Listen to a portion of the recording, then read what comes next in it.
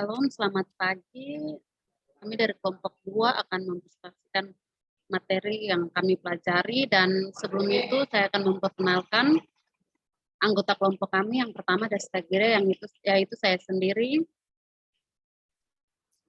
Dan saya Reskiran Telabi. Kita akan membahas mengenai mengapa akuntansi forensik. Cakupan akuntansi forensik pada dasarnya adalah Fraud dalam arti seluasnya. Dalam bab 6 dan bab-bab lainnya kita akan melihat pembahasan mengenai fraud atau pencegahan dan pendeteksinya.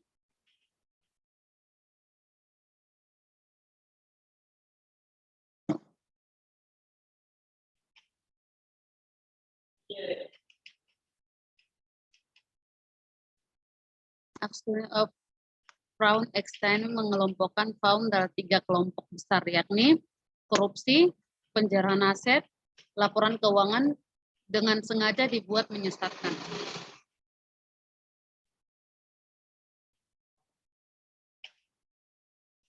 Akuntansi forensik mengamati dan memahami gejala fraud secara makro pada tingkatan perekonomian negara. Ada banyak kajian global yang dapat dimanfaatkan sebagai kajian. Ini akan dibahas di bab ini dan beberapa kajian lainnya di bab 7.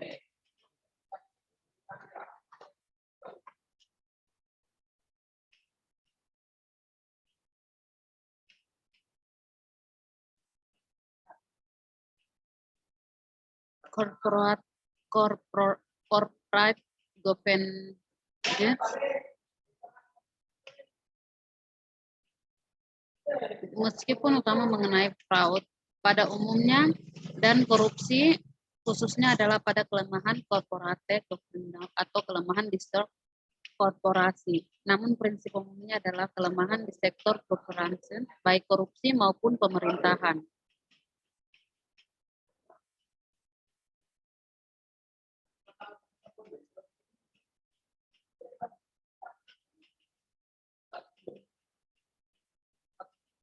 Apa dampak kelemahan governance pada umumnya baik korupsi maupun pemerintahan? Kita dapat menarik kesimpulan sendiri tentang DPR pasca penangkapan dan vonis pada anggotanya, juga aparat penegak hukum seperti kepolisian, kejaksaan, kehakiman, bahkan Mahkamah Agung. Sebagai kasus tersebut dapat ditemukan dalam buku ini.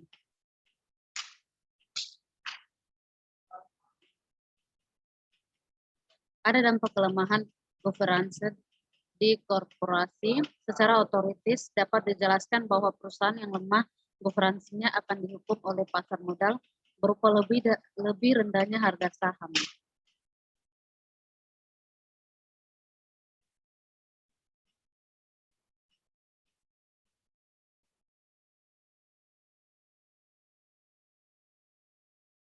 Dalam pembahasan berikut, istilah dewan yang digunakan untuk menerjemahkan di negara-negara yang menganut two-board system seperti Indonesia ada dewan komisaris dan direksi.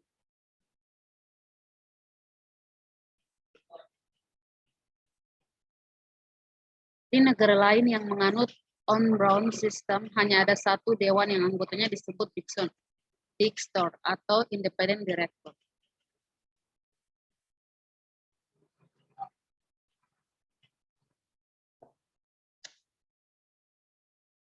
Dalam kajian McMahon, salah satu pertanyaan yang diajukan kepada independent investor adalah ketika Anda mengevaluasi perusahaan di mana Anda akan melakukan investasi pada apa yang lebih penting, kinerja keuangan atau praktik-praktik dewan yang sehat. Jawabannya bervariasi dari kawasan yang satu ke kawasan yang lain.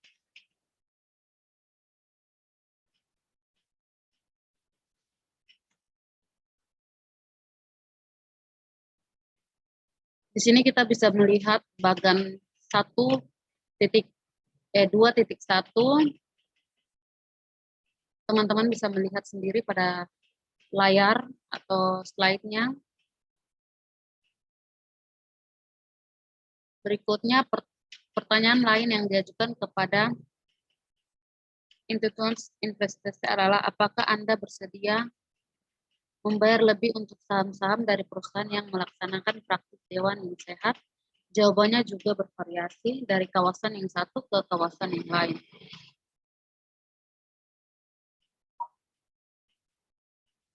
Di sini teman-teman juga bisa melihat bagan 2.2 dan bagan 2.3. Next.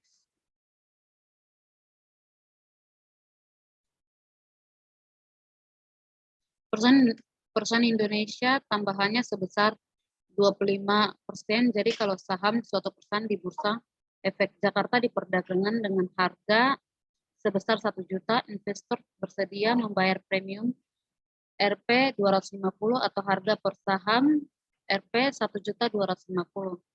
Premium ini berbanding terbaik dengan korporasi dukungan dari perusahaan Indonesia pada saat survei berlangsung. Yaitu teman-teman bisa melihat bagan 2.4 di slide. Next.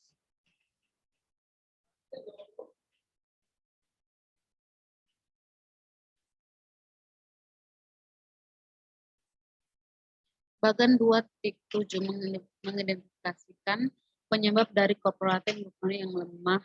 Singapura menunjukkan penegakan hukum yang kuat dan menerapkan akuntansi yang diadopsi dari asosiasi profesional internasional secara ketat. Akan tetapi yang tidak kalah pentingnya, Singapura juga kuat dalam menegakkan hukum dan melaksanakan standar akuntansi. Ia kuat dalam konferensi. Di sini teman-teman bisa melihat sendiri bagan 2.7 dari Singapura, Hong Kong, Malaysia, India, Seoul, Korea, Taiwan, Thailand, Filipina, Cina, dan Indonesia.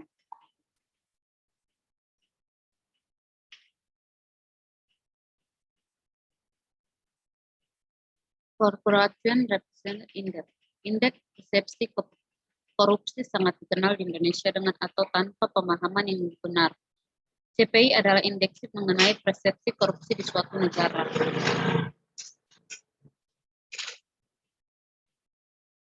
Indeks ini diumumkan setiap tahunnya oleh TI.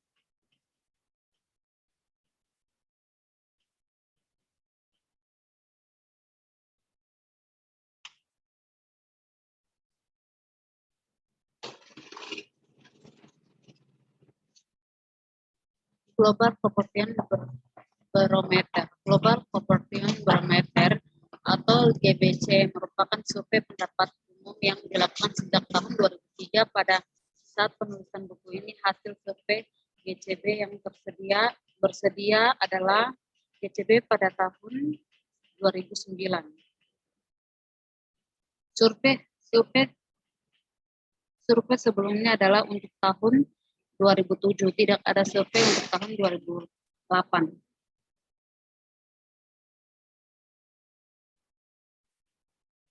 Survei dilakukan oleh Gallup International atas nama Transparency International atau yang dalam kurung TI. GCB berupa pemahaman bagaimana dengan cara apa korupsi memengaruhi hidup orang banyak dan memberikan indikasi mengenai bentuk dan betapa luasnya korupsi dari sudut pandang anggota masyarakat di dunia.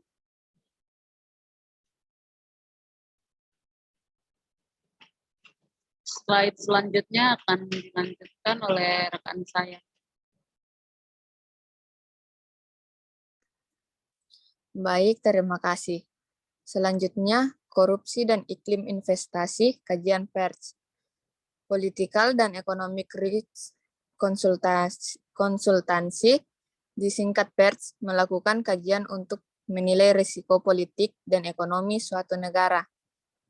Kajian-kajian ini merupakan referensi bagi pebisnis yang akan dan sudah menanamkan modalnya di negara yang bersangkutan. Next.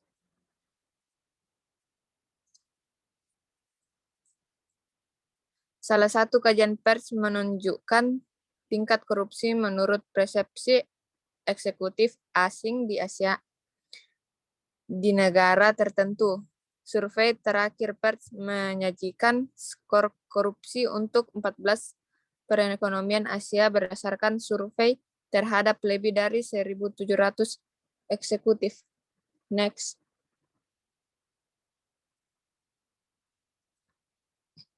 Selanjutnya, Global Competitiveness Index. Tingkat kemampuan bersaing suatu negara mencerminkan sampai berapa jauh negara tersebut memberikan kemakmuran kepada warga negaranya sejak tahun 1979, World Economic Forum atau WEF menerbitkan laporannya The Global Competitiveness Report yang meneliti faktor-faktor yang memungkinkan perekonomian suatu bangsa dapat mempunyai pertumbuhan ekonomi dan kemakmuran jangka panjang yang berkesinambungan. Next. Pada tabel 2.18 menunjukkan peringkat Indonesia dan negara tetangga. Teman-teman bisa melihatnya pada layar. Next. WEF memberikan bobot untuk masing-masing kelompok pilar, tergantung pada tahap di mana negara tersebut ada. Bobot ini dapat dilihat dalam tabel 2.20 sebagai berikut. Teman-teman bisa melihatnya di layar. Next. Apakah kajian mengenai korupsi bermanfaat? Beberapa kajian global tentang korupsi oleh lembaga-lembaga internasional telah dibahas sebelumnya. Kajian itu adalah CPI, GCB, BPI, PERS, dan GCI. Korupsi seperti komoditas ekonomi ada permintaan dan penawaran. CPI, GCB, PERS, dan GCI merupakan kajian dari sisi permintaan, sedangkan BPI merupakan kajian dari sisi penawaran. Next.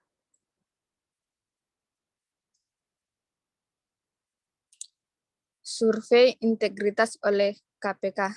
Setiap tahun KPK melakukan survei integritas.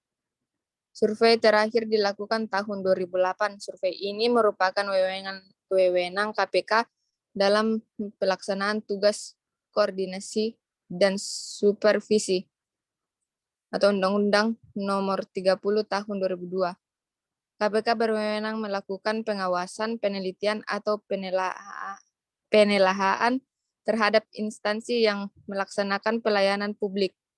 Ada berbagai variabel yang dipengaruhi masing-masing dengan bobot tertentu seperti disajikan pada tabel 2.25. Teman-teman bisa melihatnya pada layar. Next.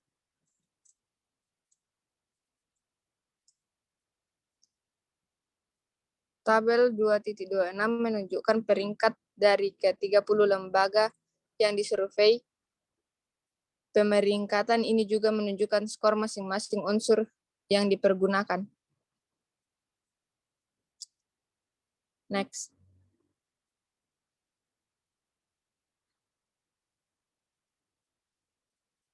Next. Tabel 2.26 menunjukkan dua unsur penilaian, yakni experienced integrity dan potential integrity.